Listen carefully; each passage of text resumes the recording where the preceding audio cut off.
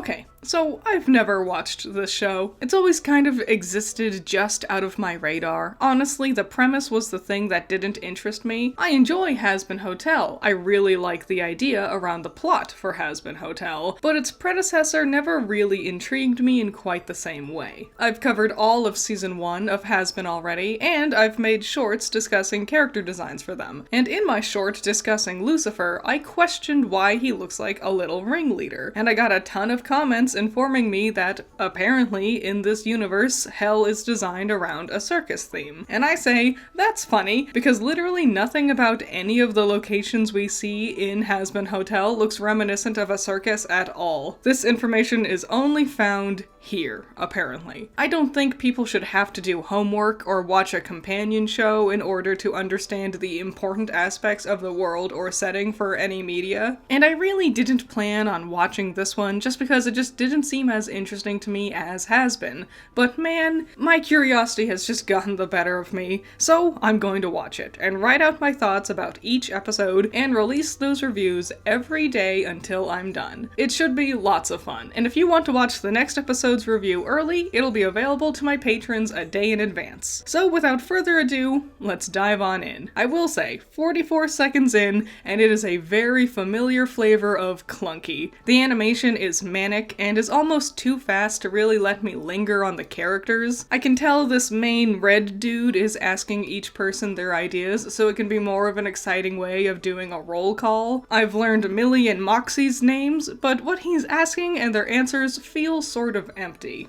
What about a car wash? This is hell, Millie. No one cares about cars being clean here, okay? Have you guys forgotten what service we provide? Anyway, they do end up finally introducing the premise of the show. They go to Earth to murder people to get revenge for those who are now dead. Are you a piece of who got yourself sent to hell, or are you an innocent soul who got over by someone else? So, two things. One, I will have to censor the swearing. I don't mind swearing, but my Hazbin Hotel review has limited ads because of excessive language, so that's dumb, and now I have to edit duck quacks and whatever over the swearing. Yippee. Two, I don't know why, but every time someone swears in Hazbin and now here in HB, it just doesn't sound right. It sounds really forced. Like, they linger on the word too hard. I don't know why it feels this way. Fun fact, I actually did figure it out. So after watching the pilot, I noticed this vid showcasing the BTS voice recording for the 5-year anniversary, and we can see Brandon recording this exact line, and it's really funny in live action. Are you a piece of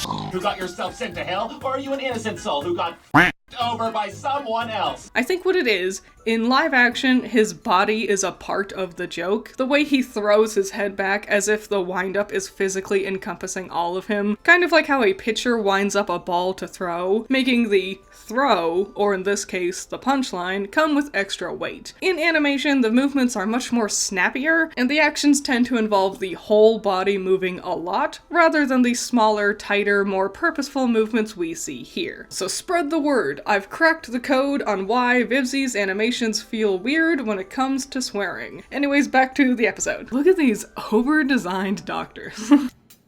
Excuse me. Did you just fax me an ad for weight loss? Why would anyone send me this?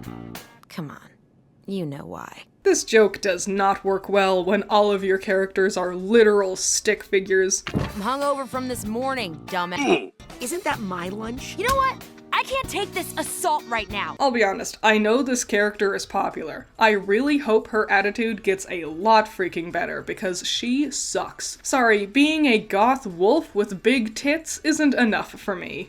If I hadn't slept with that privileged asshole, none of us would have access to the living world. You know what happens when I'm lonely, Blitzy? Oh god, fucking damn it.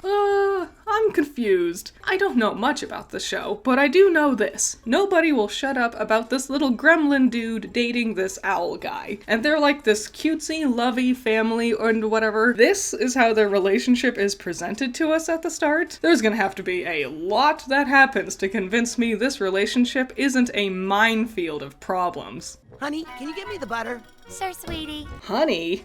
Sweetie? Wait a minute, are these two not siblings? I always thought these two were brother and sister. They're a couple? Really? Why do they look so similar? Same body type, same height, same head shape, same eye shape? Blitz looks totally different. He's got white on his face, his eyes are a different shape, his whole head is a completely different shape. What do other gremlins in this world look like? Gremlins? I don't know what they're called yet. Are you f***ing filming us right now? Despite everything I said about the swearing earlier, I do think this line is actually incredibly funny. 10 out of 10 delivery. I figured you for a slut, but I didn't know you needed that bad.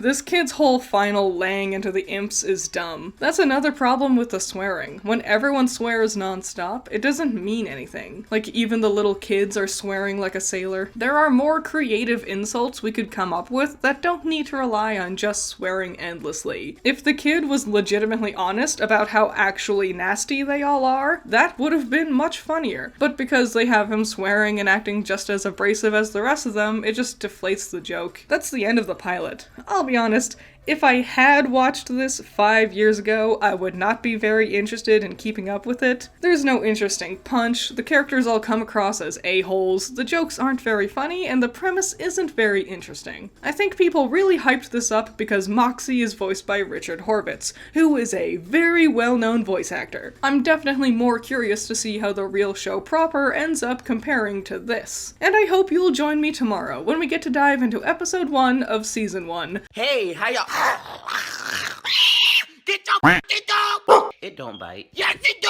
So, I'm doing daily reviews of all of the Helluva Boss episodes. If you want to see the next episode a day early, consider becoming a patron. I hope you have fun with this series, and a huge shout out to my $10 patrons. You're all amazing. Andrew, Valhalla Knight, Chamomile, Classic Critic, Genital War Thunder, Jake, Amber, Hype Man, Scaring Crows, Not All That Evil, Holly, Messiah, Jacob, Ben's Sketchbook, Rain, Omega Fighter, Trash, Wild Pilot, Josh, Twisty, Juan, Bunkin Duncan, Hoodie Angel, Ranger, Hut Mutt Butt, Cloudy Days, The Enigma, Primaroon, Overhypen, Curse Knight, Plague, Unspoken, Tyrene, Thanos, Pandemonium, Peter, Aguirre, and BR Beginner.